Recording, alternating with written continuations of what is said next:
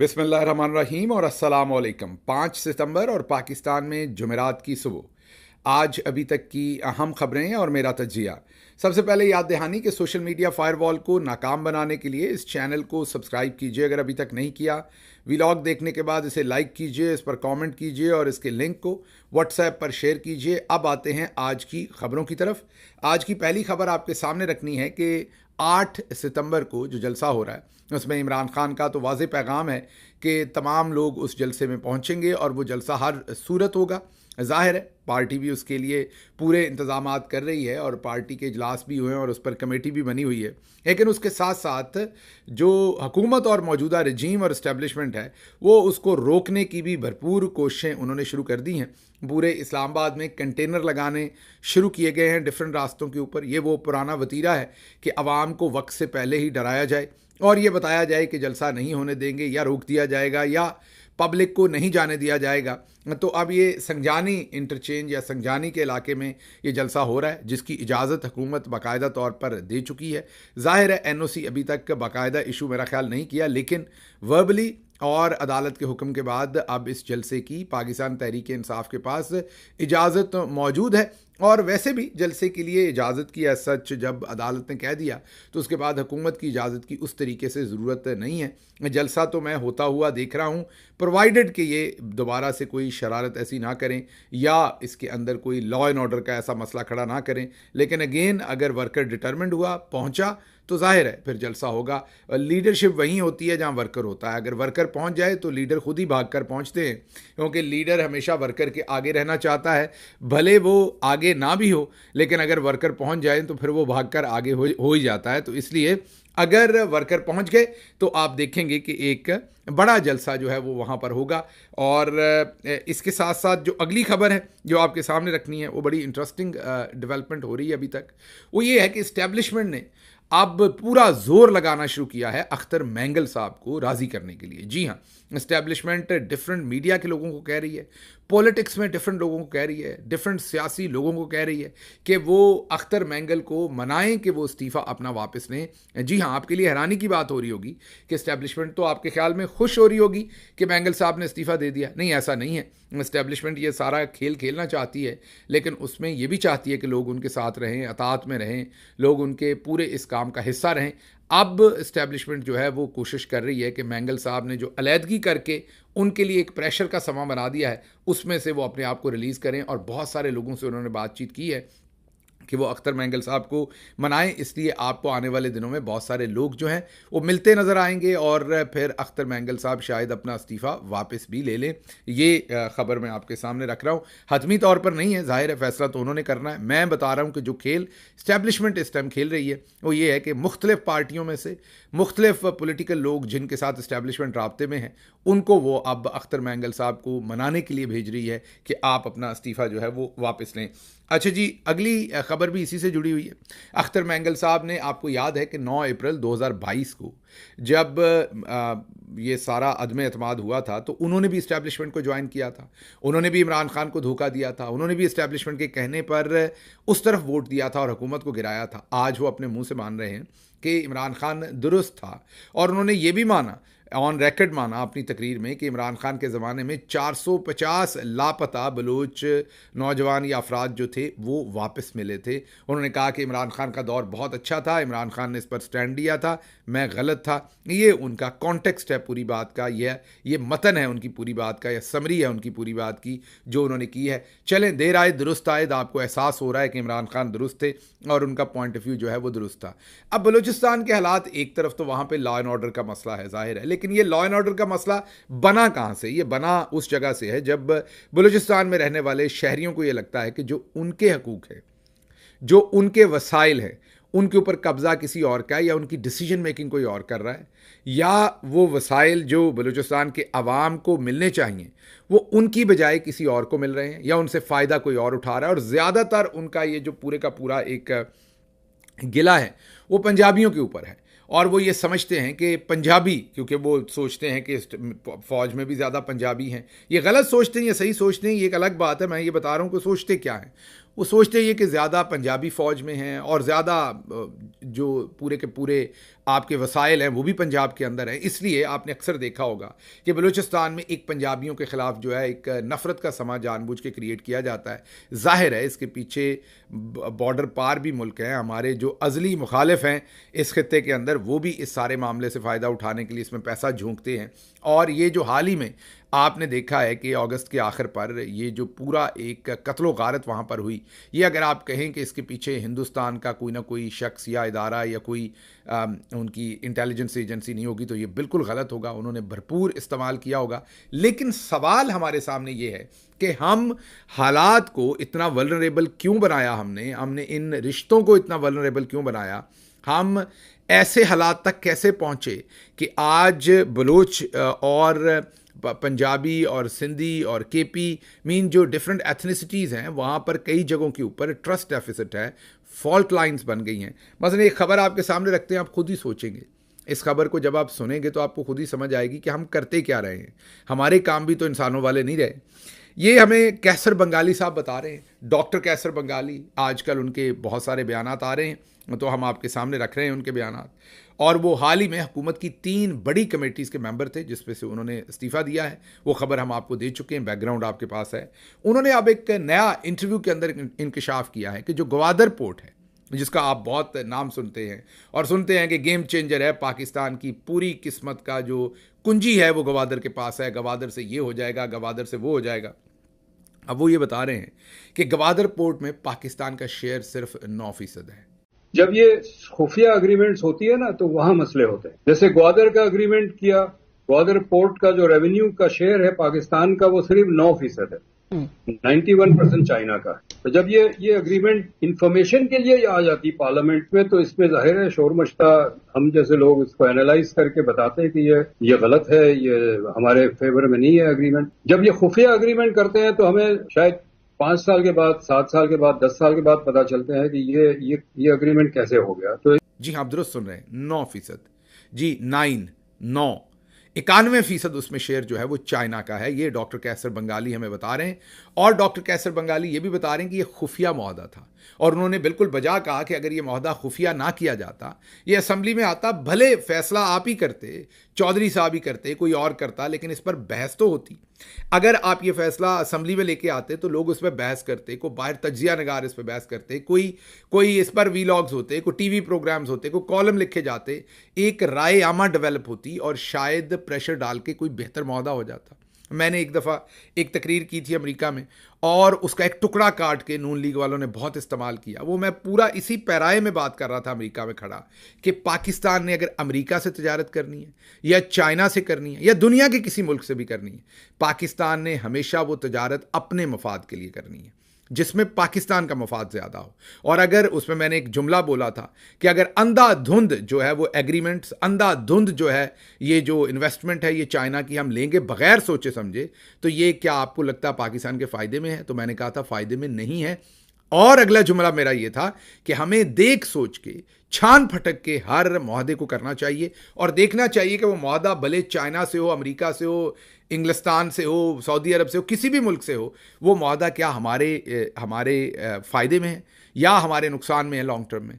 अब आप ज़रा गौर कीजिए कि जो हमारे मुल्क में शैतानी की जाती टोटे जोड़ने वालों की, उन्होंने वो टोटा निकाला और मेरा वो टोटा वायरल किया मैं अमेरिकी यूनिवर्सिटी के अंदर। हालांकि वहाँ पर आर्मी के एक लेफ्टिनेंट जनरल जो सर्विंग थे उस वक्त, मीन यूनिफॉर्म में थे, रिटायर्ड नहीं थे, वो बैठे हुए थे, असद उमर साहब बैठे हुए थे, मोहित पीरजादा बैठे हुए थे, काफ़ी सारे और लोग थे। वो कॉन्फ्रेंस का एहतमाम मैंने ही अमेरिकी यूनिवर्सिटी में करवाया था और ये तमाम लोग मेरे मेहमान थे। तो जो मेरी तकरीर थी उसमें मैंने ये कुछ अल्फाज कहे थे। तो उसमें वो जो टुकड़ा था जिसमें मैं कह रहा हूँ, मैंने आपको पूरी बात बताई लेकिन बीच में से सिर्फ एक टुकड़ा निकाला गया कि चाइना के साथ ये जो मुआहदे हो रहे हैं ये पाकिस्तान के किसी सूरत फ़ायदे में नहीं। तो उस टाइम इसको जब मैं हुकूमत में इमरान खान का तर्जमान बना तो फिर जाहिर है कईयों को वो पसंद नहीं आया होगा। तो उन्होंने वो टुकड़ा निकाल के सोशल मीडिया पर वायरल किया था और कहा था देखें ये तो चाइना के ख़िलाफ़ हैं। मैं बिल्कुल चाइना के ख़िलाफ़ नहीं हूँ। चाइना हमारा एक फितरी इत्तेहादी बनता है क्योंकि हम उनके नेबर हैं और जाहिर है वो तो चाहते होंगे हमारी अच्छाई और हम उनके साथ जुड़ के काम करें, उनसे प्रोडक्शन की जो कैपेसिटी है वो उनको कहें कि थोड़ी पाकिस्तान की तरफ लाएं, कुछ स्किल उनसे सीखें, कुछ फैक्ट्रीज इधर लगें ताकि हमारे लोगों को थोड़ा सा कोई रोज़गार मिले, बजाय इसके कि हम दुनिया के महंगे तरीन बिजली घर उनसे लें, बजाय इसके कि हम ऐसी चीज़ें लें जिससे हम सूद के और कर्जे के चक्कर में फंस जाएं, और अपनी अगर कोई पोर्ट हमारे पास अच्छी है तो उस पर 20-30-40% शेयर रखने की बजाय 9% शेयर पर दे दें। ये गलत है। हमें बेशक अपनी बिजनेस की टॉप प्रायोरिटी चाइना को ही रखें, आप जिस मुल्क को भी आपको लगता है सूट करता है उसको रखें, चाइना को रखें, बिल्कुल मैं उसमें 100% खुश हूं। लेकिन मैं ये कह रहा हूं कि जिसके साथ भी रखें छान फटक कर पहले देखें कि वो हमारे फायदे में। अब डॉक्टर कैसर बंगाली कह रहे हैं कि ये बहुत ही खतरनाक हमारे लिए ये मुआहदा किया है, 9% सिर्फ पाकिस्तान को मिलेगा। तो आप गौर कीजिए कि ये मुआहदे में किसको क्या फ़ायदा हुआ होगा, किसने इसमें से फ़ायदा लिया होगा, और फिर किकबैक्स के चर्चे आ जाते हैं और वो तज्जिए शुरू हो जाते हैं। आप जब ऐसी डील्स देखते हैं तो आपको खुद ही समझ आ जाती है इमरान खान के ज़माने में कोई ऐसी डील क्यों नहीं हुई, क्यों ये उससे पहले होती रही। ये सवाल आपने अपने आप से पूछना है। अगली खबर की तरफ चलते हैं जी।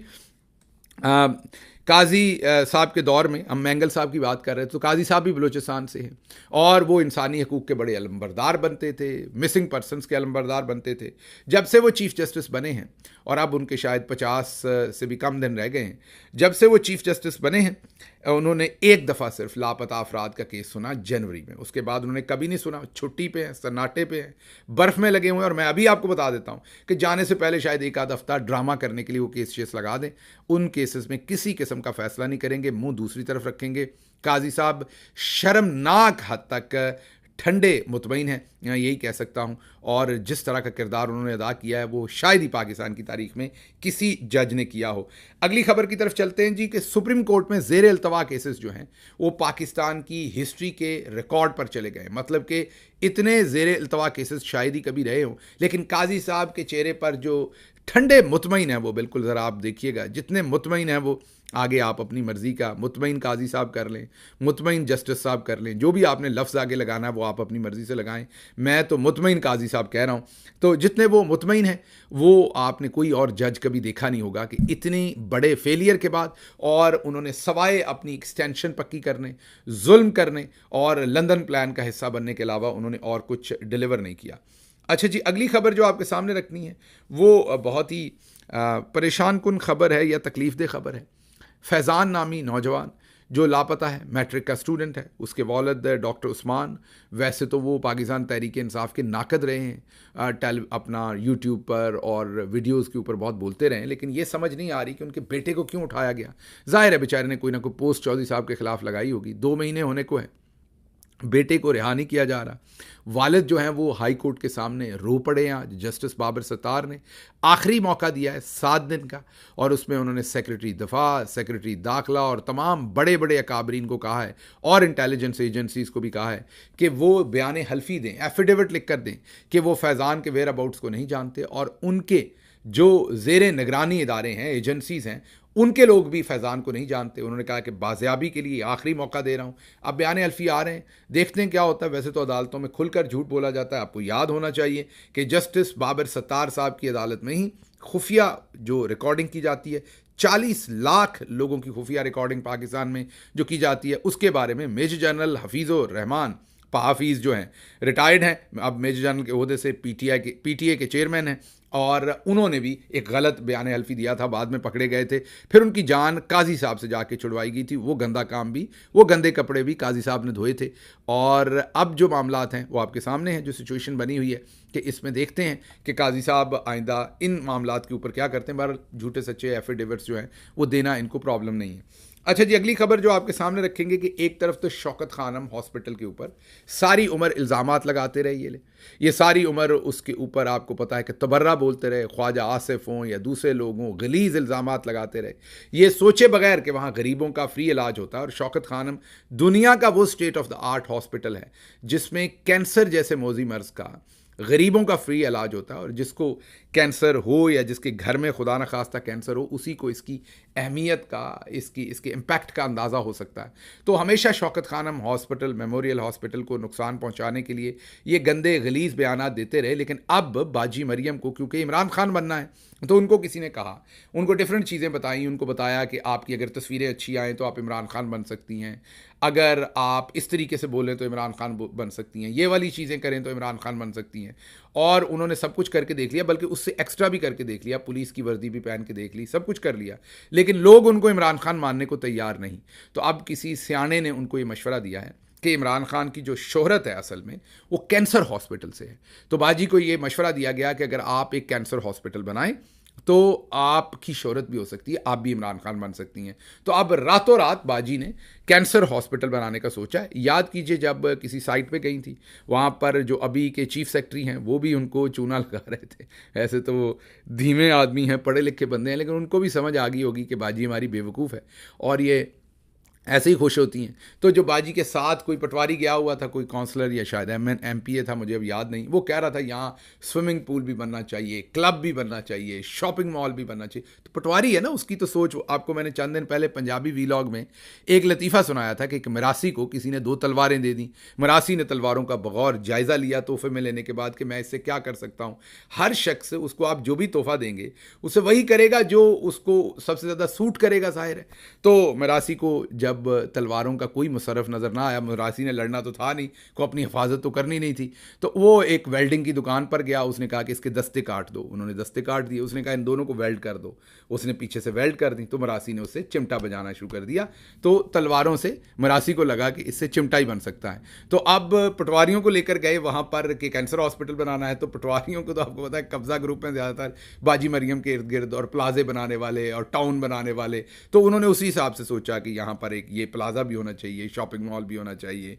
उनको ये नहीं समझ के कैंसर हॉस्पिटल है, उसके इर्द गिर्द थोड़ी सी सन्नाटा भी चाहिए होगा, थोड़ा सा हॉस्पिटल का एक प्रोफेशनल माहौल चाहिए होगा। उधर आप जो है वो अच्छू जो है वो शवारमे वाले की दुकान होगी और टकाटक बन रहा होगा, टक टक टक उस दुकान के ऊपर, तो वहाँ पीछे उसके कैंसर हॉस्पिटल नहीं चल। लेकिन सानों की ऐसी थे पटवारी, हमने तो कुछ भी कहना है। बहरहाल अब बाजी को बेवकूफ़ बनाया। उस टाइम चीफ सेक्रेटरी साहब पास खड़े थे, उन्होंने कहा हाँ हाँ सब कुछ बनाएंगे। उन्होंने ये नहीं कहा कि ये क्या बेहुदा आइडिया दे रहे हो यार, कैसे कैंसर हॉस्पिटल के अंदर, मेरा मतलब है कि यहाँ क्या जीले पंचर वाले की दुकान होगी या यहाँ पर मतलब क्या क्या चीज़ें हम बनाएंगे। यहाँ पर शॉपिंग सेंटर आप बनाना चाहते हैं, मार्केट बनाना चाहते हैं, स्विमिंग पूल तो चले वो चले, फिर भी समझ आ गई कि उसमें लोग नहाएंगे, लेकिन फिर भी लोग नहाएंगे तो बच्चे नहाएंगे, शोर शराबा होगा। हॉस्पिटल का तो एक माहौल होता है ना, उसमें एक मरीज़ होता है, उसकी सर्टन आवर्स वो सो रहा है, उसको दवाई दे के सुला रहे हैं, तो इट डजंट गो वेल। आपने दुनिया में कहीं इस तरह के कारनामे नहीं देखे होंगे। और फिर अगर आप उसे साउंड प्रूफ करेंगे तो फिर उस पर लागत कितने गुना ज़्यादा आएगी वो आप समझ सकते हैं। तो बहरहाल वो अब उस शौक को पूरा करने के लिए रानी साहबा ने अब 53 अरब रुपए का बजट हेस्ट में, हम नहीं कह रहे, अखबारें कह रही हैं पाकिस्तान की, ये मैं नहीं कह रहा, ये पाकिस्तान की लीडिंग इंग्लिश न्यूज़पेपर कह रहे हैं कि तमाम कायदो ज़वाबत को ठुकरा कर, साइड पे रखकर, उड़ाकर मरियम साहबा ने रातों रात 53 अरब का ये जो प्रोजेक्ट शुरू किया हुआ है, ये अब हुकूमत ने इसकी अप्रूवल की है। शहबाज शरीफ, मरियम साहबा, फेडरल हुकूमत, पंजाब हुकूमत, ये सब कुछ मिल मिला के 53 अरब रुपए फौरी तौर पर इसकी अप्रूवल दी है और फौरी हॉस्पिटल शुरू करने का प्लान बनाया। तमाम इसमें जो भी कवायदो ज़वाबत थे उनको उड़ा दिया, क्योंकि रातों रात। लेकिन इसमें एक मसला है, इमरान खान साहब ने अपने वालिदा के नाम के ऊपर शौकत खानम हॉस्पिटल बनाया, शौकत खानम मेमोरियल हॉस्पिटल, क्योंकि उनकी वालिदा कैंसर से वफात पाई थी। अब मुझे मरियम साहबा की साजिश समझ नहीं आई, उन्होंने अपने वालिद के नाम पर बना दिया है जनाब नवाज शरीफ मेमोरियल, या नवाज शरीफ मेमोरियल शायद नहीं है, नवाज शरीफ कैंसर हॉस्पिटल।